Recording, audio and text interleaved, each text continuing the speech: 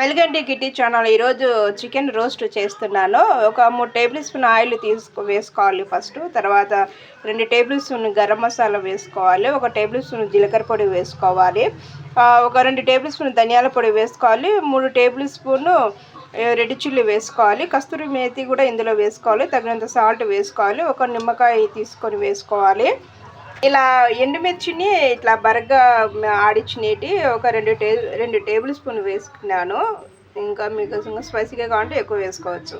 ఇప్పుడు ఇదంతా కలుపుకోవాలి. ఇదిగోండి ఇలా కలుపుకోవాలి. ఇందులో వాటర్ అందుకు ఏం వేయకూడదు. చికెన్ కడిగి పెట్టుకోవాలి. ఇది నీళ్లు పూర్తిగా పోయేంత వరకు ఇందులో పెట్టుకోవాలి. ఒక హాఫ్ అన్ అవర్ వరకు కడిగి ఇలా పెట్టుకోవాలి. ఇప్పుడు ఈ చికెన్ అందులో వేసుకోవాలి. ఇదిగోండి ఇలా కలుపుకోవాలి. ఇది కలుపుకొని 1 అవర్ కానీ అంటే 1 గంట కానీ 2 గంటలు కానీ డీప్ ఫ్రిడ్జ్లో పెట్టుకొని ఉంచుకోవాలి. ఇలా మందంగా ఉండే పెనం తీసుకొని ఇందులో మనము మసాలా వేసి పెట్టుకున్న చికెన్ ఇందులో వేసుకోవాలి. ఆయిల్ వేసుకోకూడదు, ఎందుకంటే ఇందులోనే ఆయిల్ వేసుకున్నాం కాబట్టి ఆయిల్ అంతా ఊరుతుందన్నమాట. మూత పెట్టుకొని ఎంచుకోవాలి.